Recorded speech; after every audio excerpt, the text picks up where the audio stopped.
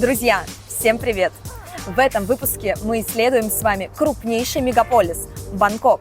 Посетим с вами Королевский дворец, погуляем в старейших храмах и увидим самого большого в мире Будду, сделанного из чистого золота.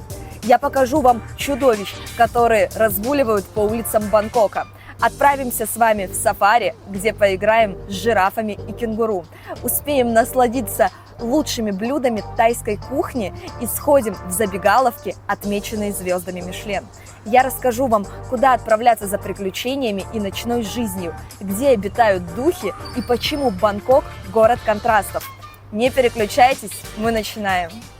Я вылетаю прямым рейсом из заснеженной Москвы в солнечное королевство Таиланд. А если говорить точнее, то направляюсь в столицу, город Бангкок. Время в полете составляет 9 часов. Прямые рейсы также есть и из других городов России. Разница по времени с Москвой плюс 4 часа в пользу Бангкока. Добро пожаловать в 2566 год! Нет, я не прокатилась на машине времени. Оказывается, в Таиланде летоисчисление идет согласно буддийскому календарю. Таиланд называют землей свободных, и это название действительно можно так перевести. Таиланд – единственная страна в Юго-Восточной Азии, которая ни разу не была колонизирована. И в этом отчасти поучаствовала Российская империя. Но об этом я вам расскажу позже. Тайцы – улыбчивый и позитивный народ. Они могут вам улыбаться даже без повода. И, наверное, это их жизненная кредо. Поэтому эту страну называют страной улыбок. Ну что, давайте скорее начинать знакомиться с этой прекрасной страной. Первым делом меняю валюту. Национальная валюта Таиланда – бат. В одном бате примерно 2,5 рубля. На каждой купюре изображен тайский король Рама X. Оскорбление лика короля недопустимо. Тайцы любят своего правителя, поэтому отношение к купюрам здесь почтительное. Деньги нельзя мять, комкать и тем более наступать на них. Если вдруг вы это сделали, то вам может за это светить целый тюремный срок. Сейчас вы видите перед собой настоящее название города Бангкок. Оно состоит более чем из 20 слов. Я не буду даже пытаться его прочитать. Это название занесено в Книгу рекордов Гиннесса как самое длинное название населенного пункта. Оказывается, что город ангелов есть не только в США, но и в Таиланде. Тайцы называют свою столицу Крунтеп, что переводится как «город ангелов». Конечно же, им самим тяжело запомнить это длинное название, поэтому в школе они учат специальную песенку. Показываю вам квартиру, которую мы снимали. Она компактная и уютная. Стоимость в сутки была примерно $37. На мой взгляд, для жилого комплекса с бассейном, тренажерным залом и лаунж-зоной на крыше 30-го этажа вот с таким вот потрясающим видом цена вполне адекватная. Кстати, тайцы не любят цифру 13, поэтому вы здесь не часто сможете встретить этажи и дома под этим номером. Снять жилье в Бангкоке вообще не проблема. Можно воспользоваться сайтом Airbnb. Интересен тот факт, что, видимо, там сдают жилье втайне от управляющей компании. Ну вот, например, мы сегодня заселились уже во второй ЖК по счету, и нас просят встретиться, чтобы передать нам ключи, то в кофейне, то где-то на парковке, и говорят, что ни в коем случае не подходите за ключами на ресепшн. Ну, это уже о чем-то говорит, да? Практически в каждом жилом комплексе есть бассейн и тренажерный зал. Вот в этом жилом комплексе нам не повезло с бассейном, он не рабочий и цветет. Но зато нам повезло с тренажерным залом. Сейчас я вам его покажу. Заходим и сразу видим много тренажеров. И зал, в принципе, большой. Вот, например, в предыдущем жилом комплексе спортивный зал был намного меньше. Супер новомодная ручка у двери. Проходим в комнату. Квартира небольшая, но есть все, что нужно. В сутки она стоит где-то $35. В Бангкоке есть такси, байки, такси, тук-туки, автобусы. Вот такие здесь они цветные, прикольные. Смотрите, очень интересно. Еще есть метро, и метро здесь, оно трехэтажное, посмотрите. Местами двухэтажное, но всегда выше уровня дороги, оно надземное. Я слышала, что есть еще и подземное метро. В общем, у меня первый день в Бангкоке, мы вышли гулять. И, ребята, если честно, я в шоке. Мы приехали в центр, и мне казалось, что здесь кругом каменные джунгли, но так много зелени, то есть она вот так вот на вторых, на третьих этажах, на крышах. Вот мне кажется, как только появляется возможность куда-то посадить дерево или цветы, они это делают. Прям классно. Так выглядит станция наземного метро компании BTS. Называют это еще SkyTrain. Интересно то, что наземное и подземное метро никак между собой не связаны, потому что вот вы проехались на наземном, например, метро, заплатили, да, за проезд, потом выходите из наземного метро и идете в подземное метро, и опять покупаете билет на проезд. И, друзья, запомните, в метро с собой ни в коем случае нельзя проносить дуриан. Очень опасный и вонючий фрукт.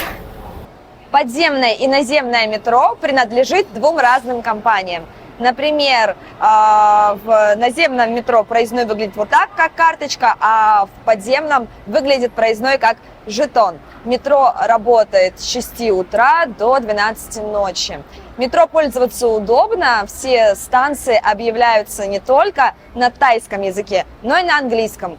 Также покупка билета автоматизирована, вы при покупке можете выбрать английский язык, и вам должно быть там все понятно и удобно. Еще интересен тот факт, что стоимость проезда зависит от дальности вашей поездки. Дорогие дамы, в тайском метрополитене помните, что вас может снимать скрытая камера. Ну или не скрытая. В вагонах место принято уступать не только инвалидам, беременным женщинам и старикам, но и монахам. Выходя из метро, вы всегда можете сделать себе реснички и ноготочки. Самое смешное, что салоны красоты у метро – это прям распространенная картина. Так, нужно не забыть сдать билетик, а то меня не выпустят. Из надземного метро зачастую попадаешь в торговые центры. Такую же картину я наблюдала в Шанхае. Кстати, кто не смотрел мой выпуск из Шанхая, переходите по ссылке. Интересен тот факт, что на метро можно доехать прямо в магазины Шанель и Прада. В центре современного Бангкока кругом одни торговые центры. Ребята, ощущение, что они не кончатся никогда. Конечно же, это просто рай для любителей шопинга. К сожалению, столица ежегодно проседает на 1,5–5 сантиметров. И происходит это из-за того, что здесь достаточно мягкая почва и строят очень много высоток. По подсчетам ученых, через несколько десятилетий Бангкок и вовсе может уйти под воду. Я, конечно, надеюсь, что этого с Бангкоком не случится. Говорят, что власти уже обдумывают, как решить, эту проблему, и, возможно, столицу Таиланда потихоньку будут переносить в другой город. Но об этом можем с вами только догадываться. Будем наблюдать за развитием ситуации. Такси в Бангкоке – одно из самых недорогих в мире. Однако есть одно большое «но». Столица печально известна своими автомобильными пробками, и она занимает 8-е место в мире по заторам на дорогах. Поэтому не стесняйтесь пользоваться альтернативным транспортом. Тайскую столицу можно сравнить с Венецией. Здесь столько каналов, что речной транспорт развит не хуже наземного.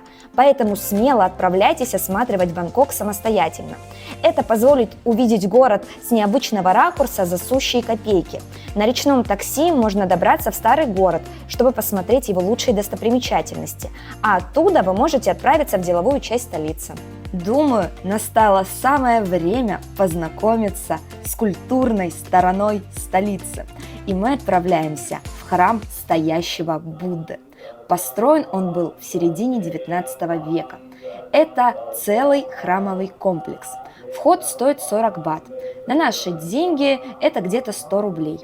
Дали мне билет и карту, где подробно написано, что находится на территории. Конечно, для меня пока интересен тот самый стоящий Будда. Но кто знает, что нас там по-настоящему удивит. Только посмотрите, какая красота нас встречает. Этот монументальный Будда высотой в 32 метра и в ширину 10 метров строился в течение 60 лет, а длина одного пальца на его ноге равна среднему человеческому росту. Местные жители уверены, что, принеся Будде цветок, это приманит к человеку удачу. На территории храма есть специальные таблички, на которых можно написать свое пожелание.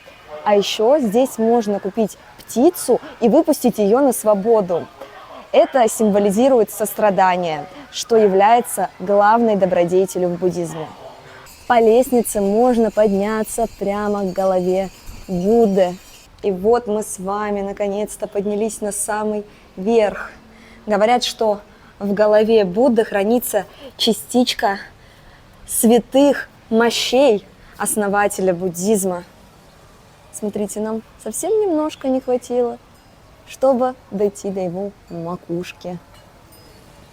Так, ну вот такой прекрасный вид отсюда открывается на комплекс.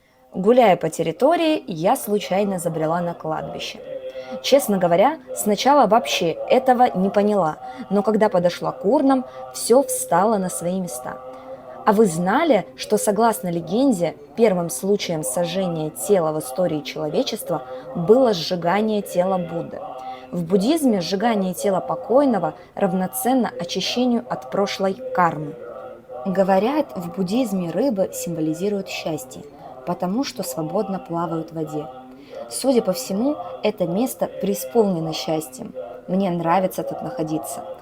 Пока я изучала храмовый комплекс, успела поймать ощущение спокойствия и равновесия.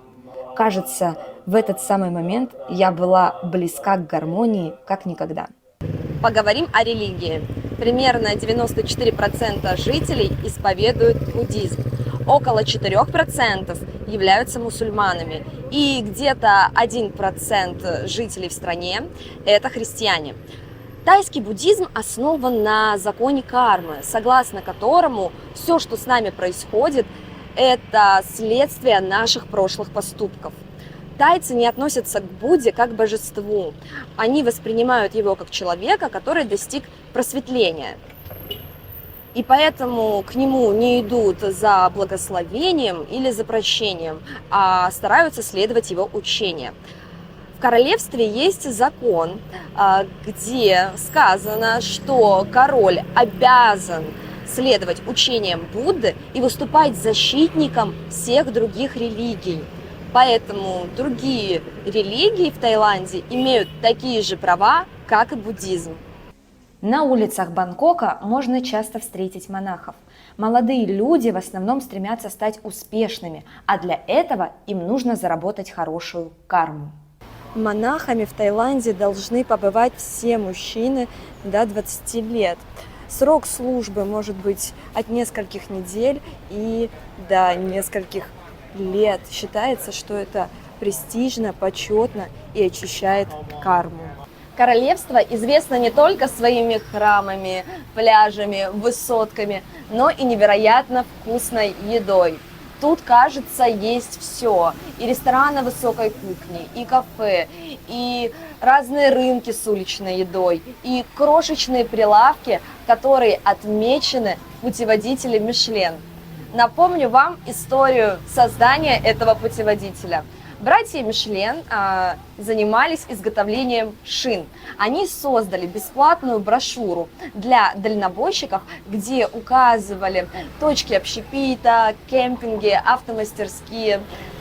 На вопрос, зачем вам это нужно, братья, гении просто, маркетологи ответили, что водители будут больше ездить и изнашивать шины, и поэтому будут чаще приезжать к нам.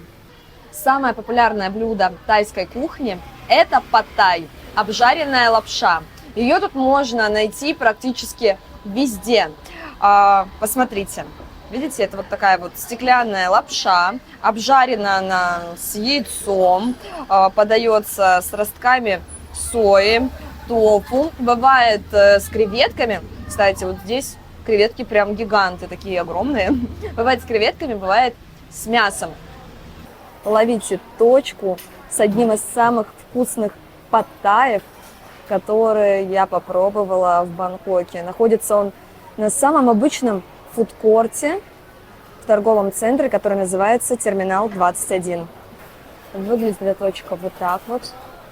Тут цены, ребята, просто смешные. Вот, например, пад-тай без яйца, да, без вот этой вот корзиночки стоит примерно 130 рублей. С вот такой корзиночкой из яйца всего лишь 150 рублей. Так выглядит порция. Она, ребят, совсем не маленькая. Тут вот, смотрите, много всего. Они к пад-таю еще всегда кладут лайм и зеленый лук. Еще одно традиционное блюдо – салат сомтам. Салат готовят из нарезанных плодов зеленой папайи с добавлением арахиса, помидоров, лайма, креветок и перца чили. Это блюдо может оказаться слишком острым, поэтому предупреждайте о своих вкусовых предпочтениях при заказе этого блюда. Ну а если вы захотите сладкого, то я вам предлагаю попробовать десерт, который называется манго стики райс. Он состоит из клейкого риса, кокосового молока и кусочков манго. Сеть Yenli Yours является раем для любителей манго. Ссылку я оставлю в описании. Там вы можете найти просто всевозможные десерты с этим потрясающим фруктом. Обожаю Таиланд. Вот такой вот огромный смузи из свежего манго я сейчас купила за 200 рублей. С настоящим Буддой мы уже с вами познакомились. Теперь пора сходить в гости к лежащему Будде. Зашла сейчас в самый древний, самый известный и самый большой храм в Таиланде, в храм лежащего Будды. Другими словами, Wat Po или Wat Pho.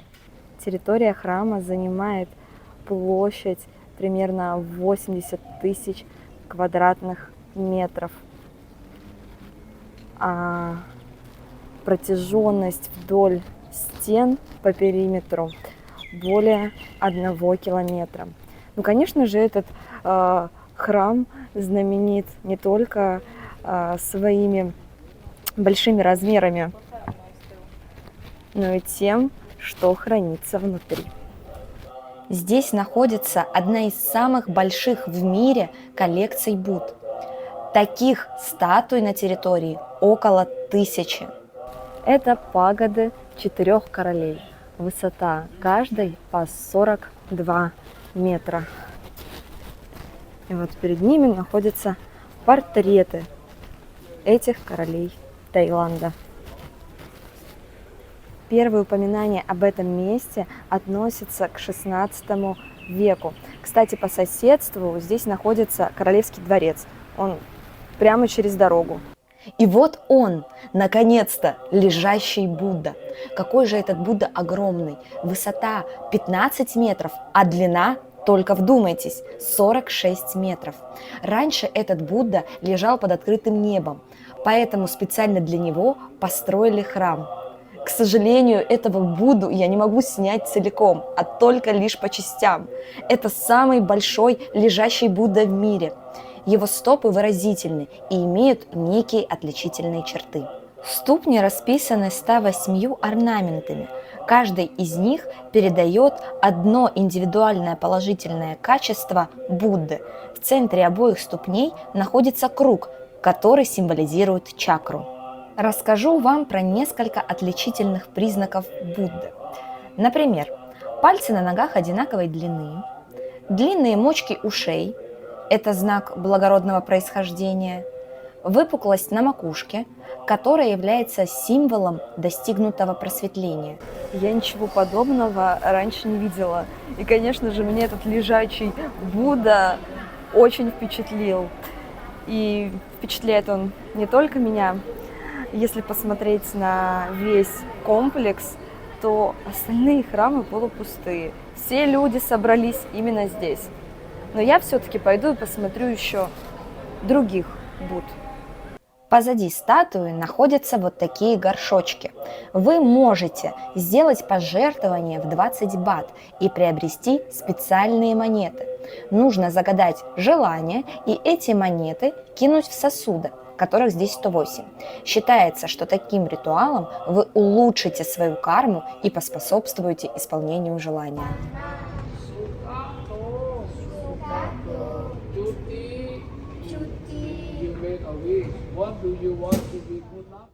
А это зал рукопожатий, проще говоря, церемониальный зал. Здесь бережно хранится одна из древнейших статуй Будды. На территории Wat Po находится школа тайского массажа и медицины. Она была основана в этом месте еще, по-моему, там в 1955 году.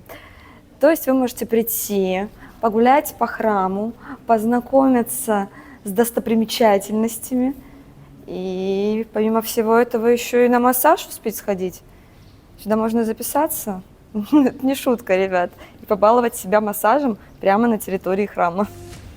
Ну и раз я затронула тему тайского массажа, то продолжу ее. Массажных салонов в Бангкоке не счесть. Они здесь есть абсолютно на любой вкус и кошелек. И, конечно же, я не смогла пройти мимо такого удовольствия. Ну и зашла в один из местных салонов, дабы полностью ощутить тайский колорит. Тайский массаж – это обязательный пункт в знакомстве с этой страной. Его здесь практикуют уже более 2000 лет. И можно сказать, что это искусство у тайцев в крови. В Таиланде на каждом шагу есть массажные салоны. Бангкок, конечно же, не исключение. Я только что сходила на настоящий тайский массаж, и я просто в восторге. Это было прекрасно, потрясающе, великолепно. Меня там растягивали, вытягивали, тянули, немного ломали. И, знаете, это было приятно, правда приятно. Техника выполнения мне чем-то напомнила такую легкую пассивную йогу. Теперь мы с вами отправляемся в парк Люмпини, который находится в центре города.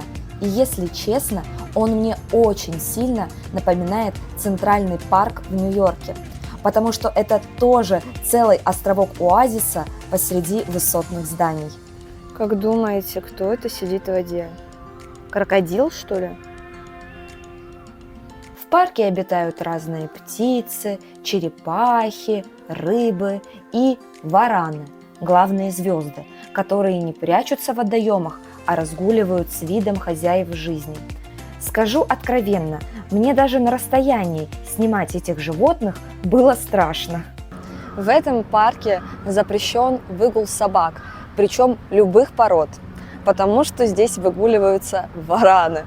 Конечно же, они привыкшие к туристам и, можно сказать, даже ручные, но нужно помнить, что вараны – падальщики. И если вы их вдруг захотите подразнить или напугать, знайте, что они могут укусить. К ним лучше не подходить сзади и там, не пытаться их схватить как-то за хвост, потому что их укус может быть опасен для жизни, и тогда уже придется обращаться за медицинской помощью. Поэтому будьте осторожны.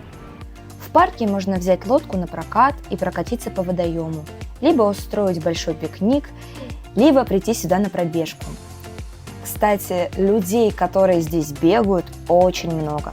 Также на территории есть свой фитнес-клуб, бассейн, библиотека и зона настольных игр. Будда родился в Непале, в городе Люмпини. Поэтому парк Люмпини назвали в честь места, где родился Будда. Как думаете, почему у местных котов такие короткие хвостики? Может, им их кто-то вырывает или откусывает? А может быть, это вараны такое творят? На самом деле, В Таиланде просто распространена такая порода кошек. Гуляя по городу, можно часто встречать такие строения. Оказывается, это дома для духов. Свой мистический дух есть у каждого здания. И когда здание только строится, спрашивается разрешение у местного духа о постройке, ему обязательно нужно будет строить свой отдельный вот такой вот дом. Иначе дух разгневается, и радости уж точно тогда никакой не жди. По утрам домик духов убирают, ставят чистую воду, приносят сладкие напитки. Кстати, духи очень любят сладкие напитки красного цвета, поэтому часто можно заметить красную фанту рядом с этими домиками. Также приносят духам конфеты, рис, а по вечерам там зажигаются гирлянды и свечи. В Таиланде очень тесно переплетены буддизм и анимизм, то есть учение Будды и верование в разных мистических духов. Это мне чем-то напомнило нас, да, и наши такие вот традиции в России, потому что вот мы же празднуем Масленицу, да, например, и некоторые люди до сих пор верят в домовых и леших. Я подумала, если духи любят красную фанту, то мне тоже ее надо взять и попробовать. Она, кстати, с клубникой. Вот уже отпила пол такой маленькой бутылочки. Но, если честно, на мой вкус она прям слишком сладкая. Мне больше нравится классическая с апельсином. Но вы все-таки тоже можете взять и попробовать напиток духов. Чтобы вы понимали масштаб серьезного отношения к духам, то знайте, дома для них даже есть у торговых центров. Помимо домов для духов, в Бангкоке практически в каждом углу и на каждом шагу встречается портрет короля, а день рождения Его Величества считается национальным праздником. Я отправляюсь в Большой Королевский дворец. Не побывать там – это все равно, что быть в Париже и не побывать на Эйфелевой башне. Королевский дворец – это просто главная достопримечательность Бангкока и обязательная точка к посещению. Напротив Королевского дворца находится Министерство обороны. Конечно же, тут тоже установлен портрет короля.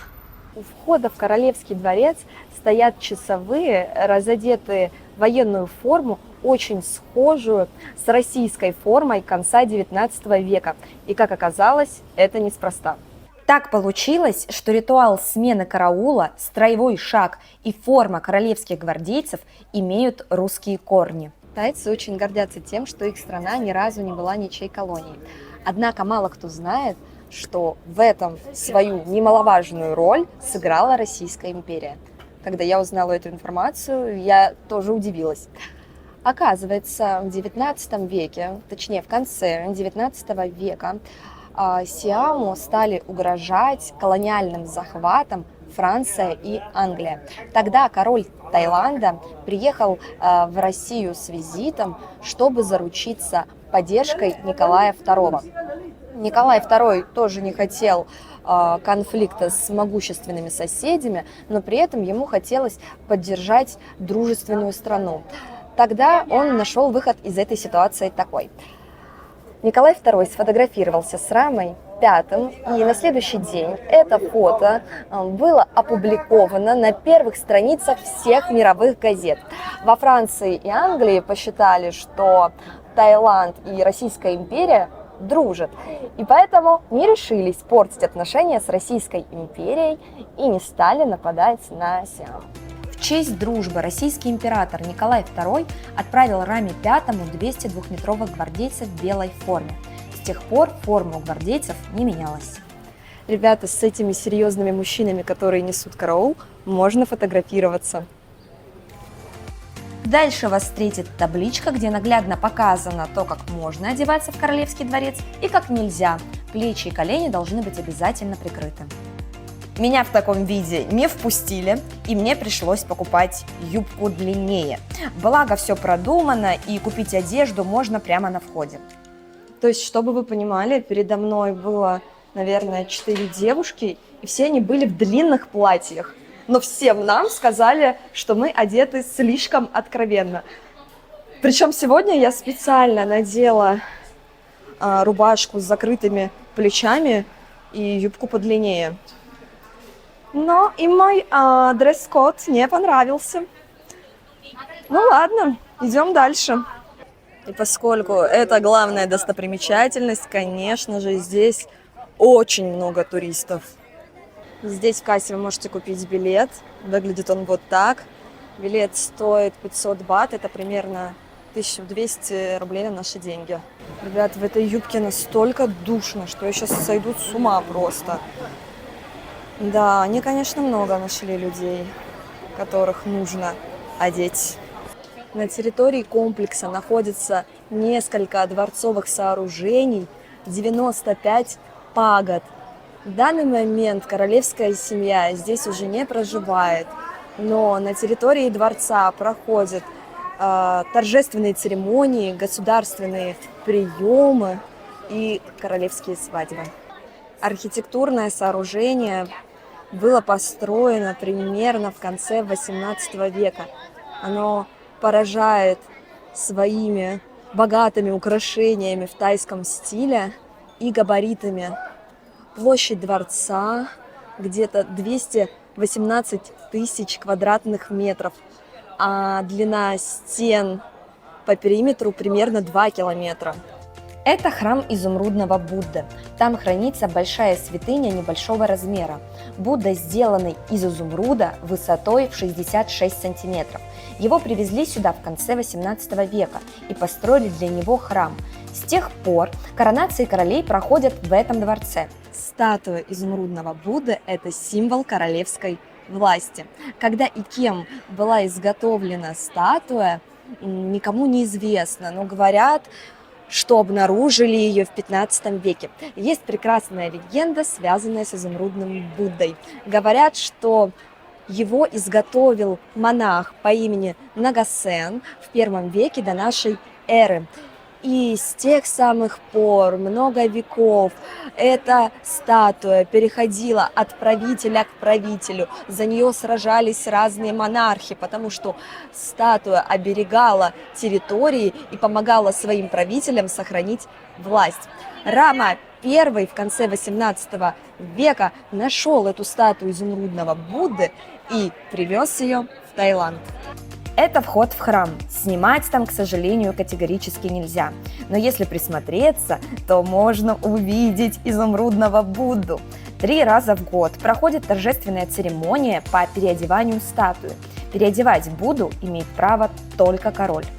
На территории дворца расположен музей королевы Секирит. Внутри находятся едва ли не все официальные наряды королевы. Дворцовый комплекс поражает своим убранством, изящным оформлением дворцов. Смотрится это все фантастически. На посещение этой достопримечательности можно смело закладывать целый день. Теперь отправляемся в исламский квартал. Мне рассказали, что там есть одно очень вкусное место, в котором стоит побывать. Мне посоветовали отправиться в небольшой и аутентичный ресторанчик тайской кухни, который находится в исламском квартале. Сказали, что там потрясающая тайская кухня и какой-то супер удивительный там-ям. На входе в это кафе висит вот такая вот огромная креветка, поэтому не запутайтесь и легко найдете. Заведение внутри действительно колоритное. Половина столов занята, а это хороший признак. Меню выглядит просто, но главное здесь не вид меню, а еда. Я заказала суп том-ям и спринг-роллы. Суп принесли быстро, он здесь подается с лапшой. Лапшу вы можете выбрать любую. Морепродуктов не пожалели. Тут и мидии, и рыба, и кальмар, и огромная креветка.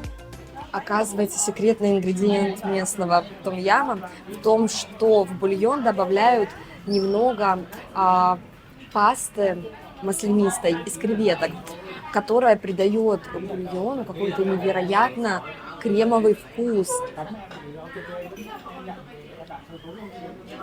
Потому что здесь и правда потрясающий том-ям. И эта огромная порция стоит всего лишь около 300 рублей. Заказала я еще спринг-роллы с креветкой. Тоже вкусные. Ребят, 100% это место рекомендую к посещению. Не поленитесь, зайдите в исламский квартал и зайдите в Палор. Вы 100% не пожалеете. На мой взгляд, у этого места домашний интерьер. Смотрите, как украшены стены. Здесь повсюду фотографии людей. Судя по всему, это фото посетителей. Теперь настало время отправиться в китайский квартал. Каждый 7-й житель страны этнический китаец. И, конечно же, в Бангкоке есть китайский квартал. Тут проживает больше половины китайцев Таиланда. Этот квартал был еще открыт в 18 веке. Сначала он имел не самую лучшую славу, был не очень благополучным районом, потому что тут были разные игорные клубы, притоны. Но сейчас этого уже давно ничего нет. Это развивающийся квартал, где есть свои рынки, школы, дома, инфраструктура. Китайцы принципиально и никак не ассимилировались с тайцами, чтобы сохранить свою культуру и свой уклад жизни. У местных торговцев в этом районе можно найти все. Ювелирные украшения, утку по-пекински, чаи, свежайшие морепродукты, одежду, бытовую химию, лекарственные растения из китайской народной медицины. Этот список можно продолжать бесконечно. Тут один сплошной рынок. Как думаете, что это? Это очень напоминает кукурузные палочки и воздушные чипсы. Но это не они. Это сушеные морепродукты. Скорее всего, рыбные желудки. Из них варят суп. И, кстати, стоит это удовольствие совсем недешево. Чайна-таун яркий, шумный и многолюдный район. Он буквально притягивает туристов как магнитом. Находится сам квартал практически в самом центре Бангкока. Китайцы на этой территории проживают уже более 200 лет. В этом районе вы можете попробовать ласточкины гнезда и, например, отведать суп из акульих плавников. Лотерея в Таиланде очень популярна. Оказывается, в стране запрещены азартные игры, и легальной игрой является только лотерея. И я удивилась, когда узнала, что лотерейные билеты дарят родственникам и друзьям. Узнаваемый символ Чайнатауна в Бангкоке – это красные церемониальные ворота. Ворота возведены были в честь 72-летнего юбилея короля. Дело в том, что в китайском календаре цикл жизни делится не на десятилетия, а на 12-летия. То есть таким образом юбилейной датой считается там не 70 лет, а 72 года. Помимо небольшого китайского храма, здесь еще находится прекрасный белоснежный храм Золотого Будды. И мы отправляемся с вами туда. Там мы увидим статую, которая занесена в Книгу рекордов Гиннесса как самая дорогая статуя, сделанная из драгоценного металла. И вот он, 3-метровый красавец, статуя Золотого Будды. По подсчетам ученых, этой статуе уже более 700 лет. Очень интересная история, связанная с самой статуей. Когда были военные действия в Бирме, статую было решено спрятать, и спрятали ее под толстым слоем гипса. Когда конфликт утих, статую привезли в столицу, и при установке от нее отвалился гипсовый кусок. Сначала все испугались, но под гипсом оказалось золото. Статуя весит 5,5 тонн, высота ее целых 3 метра. Вы представляете, она сделана целиком из золота. Глаза сделаны из сапфиров и жемчуга. Конечно же, многие буддисты подумали, что это самое настоящее чудо.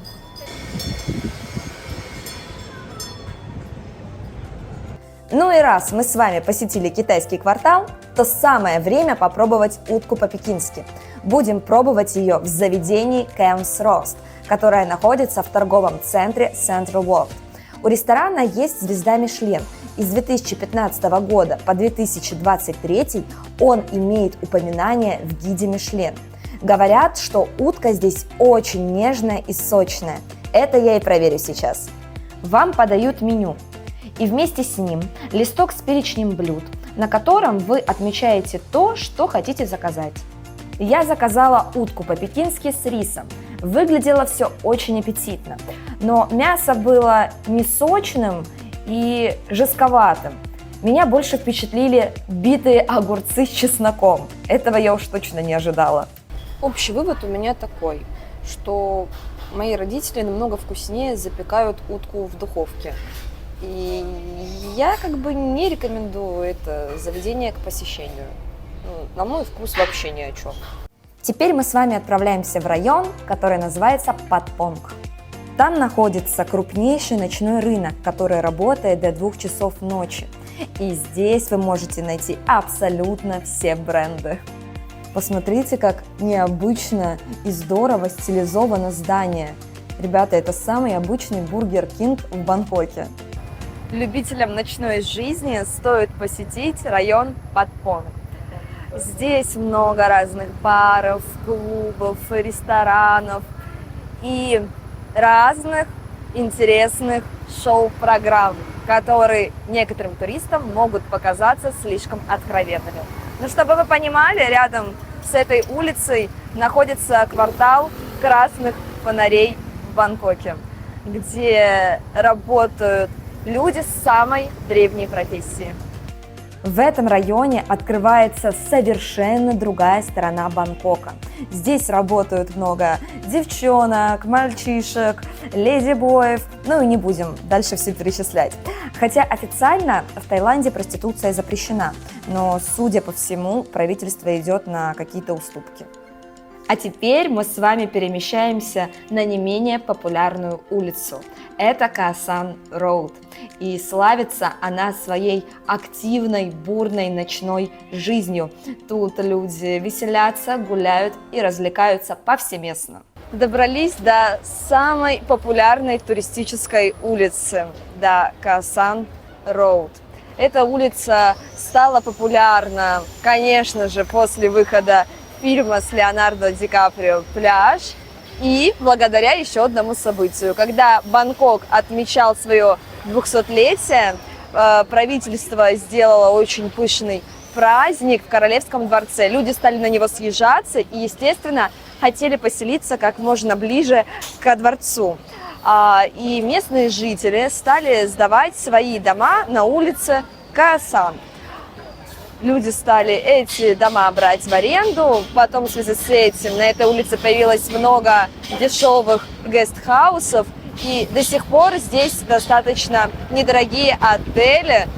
На этой улице очень много разной интересной уличной еды. Тут вы можете попробовать свежайших тараканов, сочных скорпионов, сороконожек и мясо крокодила. Как оказалось, сами тайцы эти изыски не едят, они их продают туристам. Ну а вы теперь знаете, куда ехать за этими деликатесами. Я созрела для того, чтобы попробовать уличную еду. И мой выбор остановился на блинчиках ротти. Мне их все тут очень расхваливали. Они готовятся без дрожжевой закваски, и поэтому тесто получается очень хрустящее и тонкое. Ну что, пробуем уличную еду. Так. Но я думаю, что это должно быть очень вкусно, правда. Ну.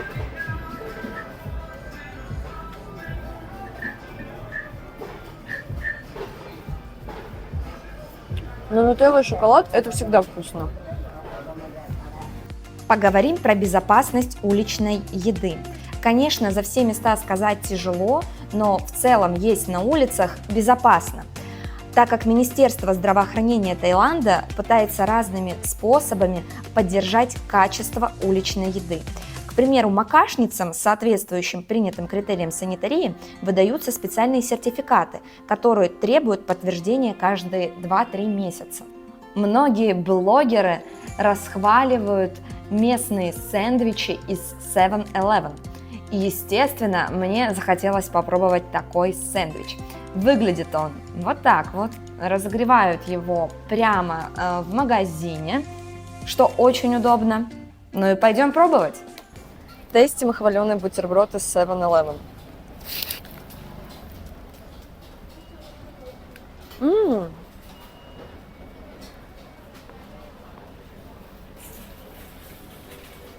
Слушайте, классный сэндвич. Конечно, подобные вещи я много раз пробовала, но для обычного супермаркета это прям даже очень хорошо. В Бангкоке потрясающий зоопарк, поэтому мы с вами туда направляемся. Билеты в парк выгоднее брать на сайте, потому что в кассе они на 500 бат дороже. И лучше всего брать билеты немного заранее, хотя бы за один день, потому что билетов на сайте может просто не быть. Удивительно, но на входе нас встречает король, но на этот раз с золотыми куполами. Приехали в парк Safari World. Он делится на две зоны. Первая зона – это сафари само, где вы ездите на автобусе и смотрите на животных в диких условиях. И вторая зона – это Марайн парк.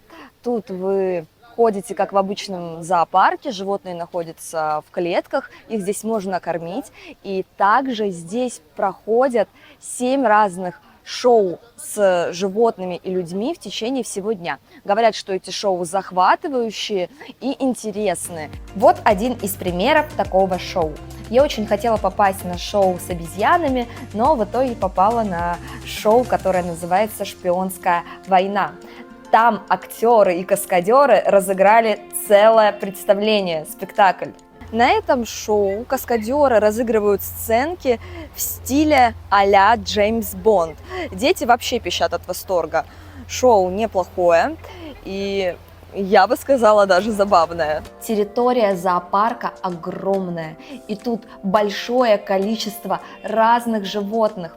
Лучше всего приезжать сюда с утра пораньше и, конечно же, в будние дни, потому что в выходные будет очень много людей. Ребята, в этом зоопарке я испытала какой-то детский восторг, потому что с животными можно было контактировать, их можно было гладить, обнимать, кормить, и это было потрясающе. Я таких ощущений ни в одном зоопарке больше не испытывала, и мне показалось, что в этом зоопарке за животными ухаживают хорошо, потому что все животные были активные и очень ласковые. За 100 бат можно купить вот такую вот корзиночку с зеленью и покормить кенгуру. Ух ты! Ой, хорошенькие! Очень прикольно. Прям максимально. Я никогда так не была близко к кенгуру, честно говоря, и никогда их так не кормила. А у этой сладкой парочки, судя по всему, роман и какой-то флирт, потому что они вообще никакого внимания не обращают на корм. Это определенно один из самых лучших зоопарков, где я вообще была. И это я еще не побывала на сафари. Тут так много крокодилов. Если честно, я их сначала не заметила, они для меня вообще с камнями слились. Но вот только я не поняла, что они делают. Они все проветривают рты. Теперь отправляемся к жирафам. Их тут можно кормить. Стоит это удовольствие 150 бат. На наши деньги примерно 370 рублей. Сегодня в рационе королевские бананчики и морковка. Жирафам такая еда очень даже нравится. Вот, например. Как ты сразу тянешься? Ой, ты меня. Нет, я тебе дам, но да я тебя обниму сначала вот так вот. Как слюнки у тебя текут. Вот так вот.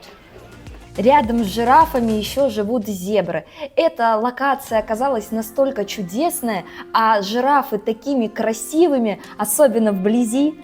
И с вами программа «В мире животных». Вы меня сейчас съедите вдвоем!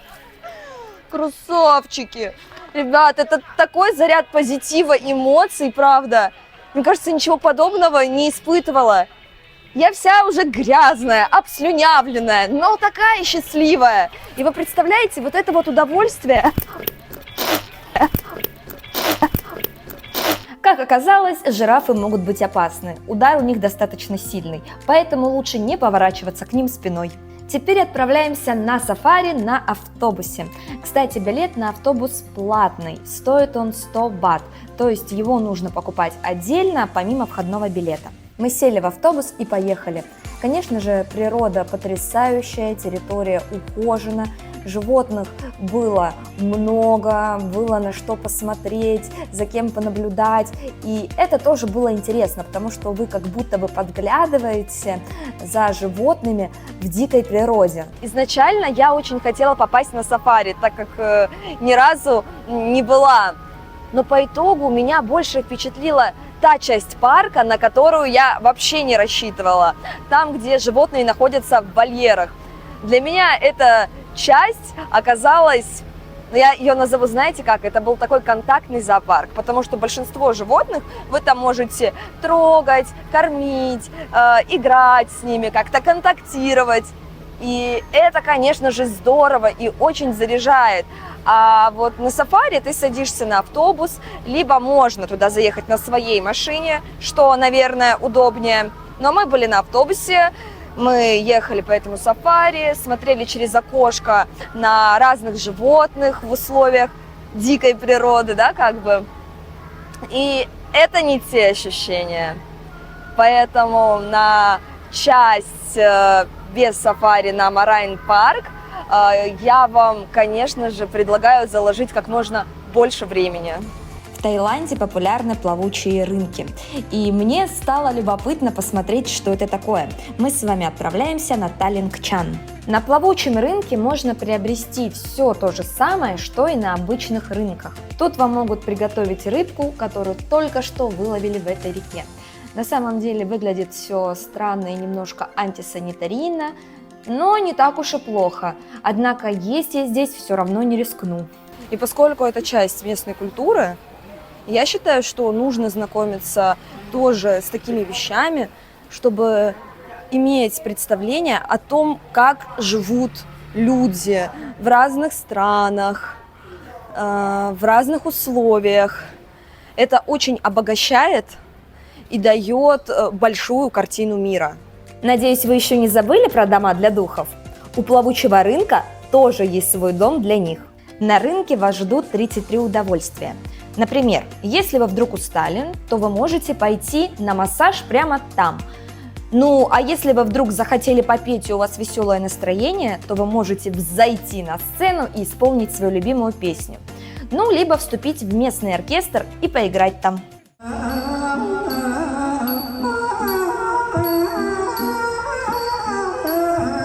Сейчас будет небольшой рассказ о том, как я чуть трижды не посидела на мотобайк-такси. Ребят, это, конечно, просто отдельный квест и отдельное приключение. В общем, вроде бы начиналось все нормально. Когда мы ехали по какой-то небольшой проселочной дороге, было мало машин, и я даже подумала, ну, не так все и страшно. Но потом, когда мы попали в поток, где много автомобилей, и мой таксист стал маневрировать между ними, причем как-то очень опасно, расстояние было слишком маленькое. Я думала, я умру, просто выпрыгну оттуда. Я хотела уйти и сказать: все, парень, давай высаживай меня, это слишком экстремально. Пару раз он своими зеркалами, по-моему, успел процарапать несколько машин. Если бы мою машину так кто-то поцарапал, я бы вышла и просто уже убила бы. Но это, конечно, какое-то сумасшествие, правда. Если вы хотите почувствовать адреналин, такой большой выброс адреналина, конечно, берите байк-такси. Но, честно говоря, после этой поездки я буду очень сильно думать перед тем, как сесть здесь на байк. И я уже просто молчу о том, что мне даже не выдали шлем.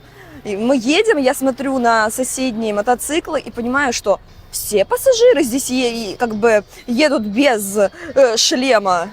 Видимо, для Бангкока это считается нормальным. На улицах часто можно заметить такую картину, как бессистемно свисающие провода.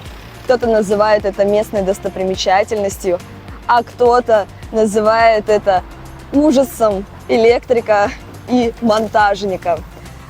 Говорят, что местные власти уже несколько лет хотят убрать эту красоту под землю.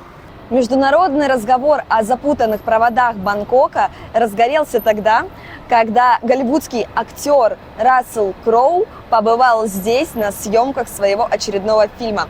Он сфотографировал небо с вот этой местной достопримечательностью и выложил это в соцсети. Тогда пользователи стали комментировать его пост с фотографиями на таком же фоне. И это, конечно же, срезонировало, и местные власти стали публично высказываться об этой проблеме. Направляемся с вами в красивейший храм Золотой горы. Это вход. Вход стоит 250 рублей на наши деньги. Посмотрите, как величественно смотрится храм. Вау! Чтобы подняться на холм, нужно преодолеть 380 ступенек.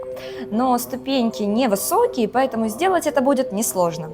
Вот такой потрясающий вид открывается с территории храма. Внутри храма нас с вами встречают король и королева. Нужно сказать, что они нас встречают во всех буддийских храмах. И вот такой вот потрясающий алтарь. В этой чеде находится святыня. Там хранится частичка праха Будды, привезенная из Индии. Меня очень впечатляют буддийские местные храмы. Они наполнены легкостью и любовью. Здесь действительно особая атмосфера. После переезда столицы здесь какое-то время был крематорий. Говорят, что под холмом находится захоронение почти 60 тысяч человек бедного сословия, жизни которых унесла чума, разразившаяся в королевстве. Эти золотые лепестки на дереве – это желание прихожан.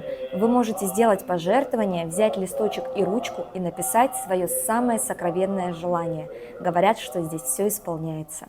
Тайцы очень трепетно относятся к разному роду видов талисманов, оберегов. И чтобы понять эту особенность, я решила отправиться на рынок амулетов.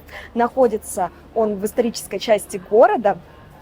Это шумное и колоритное место мне показалось вполне себе интересным для посещения. Местные торговцы предложат вам то, что больше не купишь нигде. Это счастье, удачу, богатство, любовь, здоровье. Ну, вы поняли концепцию. Приятная особенность рынка в том, что торговцы не навязывают вам свой товар. Считается, что человек сам должен почувствовать свой амулет, и поэтому никто никого не торопит. На первой линии цены немного заламывают, поэтому я вам предлагаю пойти вглубь рынка. Там будет больше выбора и цены приятнее. Я решила, что мне тоже нужен талисман на удачу. Мне посоветовали взять вот такого вот Ганешу. Еще я увидела талисман в виде крыски. Она тоже, по-моему, на удачу и на успех заряжена. Ребят, еще есть вот такой вот талисман на любовь. Чувствую, я отсюда уйду с грандиозными покупками. Ну и как сувенир, знаете, почему бы и не взять? Тут можно даже найти фаллический символ. Говорят, что он помогает привлечь в жизнь достойного мужчину и удачно выйти замуж. Поэтому, девчонки, берите на заметку. Даже у рынка амулетов есть свой домик для духов. Кстати, о них явно балуют. Посмотрите, какие аппетитные булочки им принесли. Еще на рынке находится аутентичная кофейня, где вы можете попробовать настоящий тайский кофе. Внутри красивый и колоритный интерьер. При покупке кофе вам дают милую открытку в подарок. И, к слову, кофе там был вкусный. А вы знали, что известный энергетический напиток Red Bull был создан в Таиланде еще в XII веке? Он назывался «Красный буйвол» и был в 3 раза мощнее современного энергетика. А вот эти вот энергетики, которые маленькие и в стекле, мне они по вкусу не очень нравятся. Они не газированные и слишком сладкие. Red Bull с ананасом и грейпфрутом. Пробуем.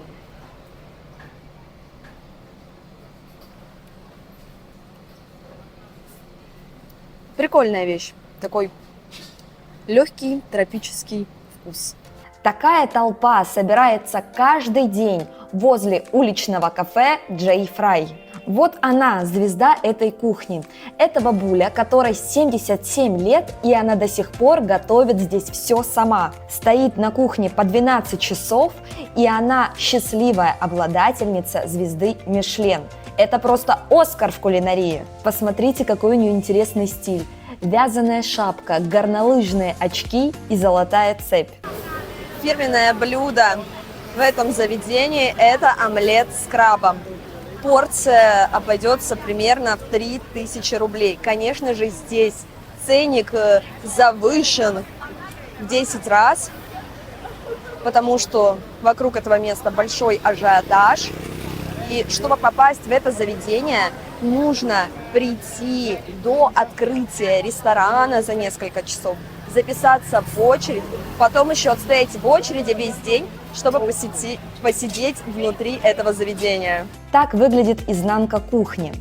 И это, казалось бы, непритязательное место приносит в день по 10 тысяч долларов. Netflix сняли целый сериал о Джей Пай и ее успехе. В заведении всего лишь 7 столиков, и оно не может вместить большое количество желающих. Одних только китайцев сюда привозят целыми автобусами. Сама королева уличной кухни не раз признавалась в своих интервью в том, что она устала от повышенного внимания к себе, потому что люди приходят к ней не для того, чтобы насладиться едой, а для того, чтобы сделать очередное фото. Но если у вас нет ни времени, ни желания записываться к Джей Фрай за несколько недель и проводить в очереди много часов, то я предлагаю вашему вниманию вкусное и бюджетное место, где едят местные. Это буфет с безлимитным мясом. Вход в него стоит всего лишь 700 рублей. Так выглядит буфет. Тут много готовых закусок и сырых морепродуктов. Вы берете то, что вам нравится, и жарите это прямо у себя за столом. Отдельно в холодильнике хранятся разные виды мяса, которые вы также берете и готовите. И есть овощи, вы можете приготовить суп. Так выглядит стол. В центре стоит приспособление, где мы будем готовить. В центр нам посоветовали положить кусочек сала, чтобы ингредиенты не прилипали к этой сковороде, пусть она будет так называться. Готовые закуски не очень, но за счет свежего мяса и свежих морепродуктов и овощей, ребят, ну это просто бомба. Я, честно говоря, в шоке. Во-первых, за такие деньги получить такое классное качество мяса свежего и морепродуктов, причем вот прям видно, что мясо хорошее. Я, мягко сказать, удивлена и советую вам это место к посещению. Ссылку на этот буфет я оставлю внизу в описании. Теперь я отправляюсь в храм утренней зари, Ват Арун. Он находится рядом с Королевским дворцом. Единственное, нужно будет переплыть реку. Билет на лодку стоит всего лишь 12 рублей. Вход в храм стоит примерно 250 рублей. Еще на входе угощают водой. Это мило. Храм утренней зари в Бангкоке считается одним из самых красивых. Несмотря на то, что он относительно скромно и небогато украшен, он впечатляет. Особенно красиво смотрится этот храм на рассвете и на закате. Пагоды украшены декором из стекла, фарфора, морских ракушек и битой посудой, которую, как говорят, когда-то использовали мореходы. Не знаю, насколько вам слышно, но сейчас пространство наполняют звон сотни колокольчиков. И согласно легенде, они отгоняют злых духов. А, вот они, на самом верху эти самые колокольчики. Эти высокие ступени символизируют сложность человеческой жизни на пути совершенствования и постижения высших знаний. Это место очень живописное и популярное. Оно привлекает огромное количество людей, которые приезжают сюда, чтобы сделать фотосессии в национальных костюмах. Все хорошее когда-нибудь заканчивается. Думаю, настало самое время подвести итоги. Мое путешествие по Бангкоку, к сожалению, подходит к концу. Это потрясающий мегаполис, который покорил меня в самое сердце, и я определенно хочу вернуться сюда снова. Этот город удивительным образом сочетает в себе храмы с многотысячной историей и современные небоскребы, аутентичные плавучие рынки и раскованную ночную жизнь. Тут каждый найдет занятие себе по душе. Например, гурманы насладятся лучшими блюдами тайской кухни, а шопоголики откроют здесь для себя целый рай, потому что торговых центров тут очень много. Ну а мне пора отправляться в новое путешествие. Если вам понравилось это видео, ставьте лайк и колокольчик.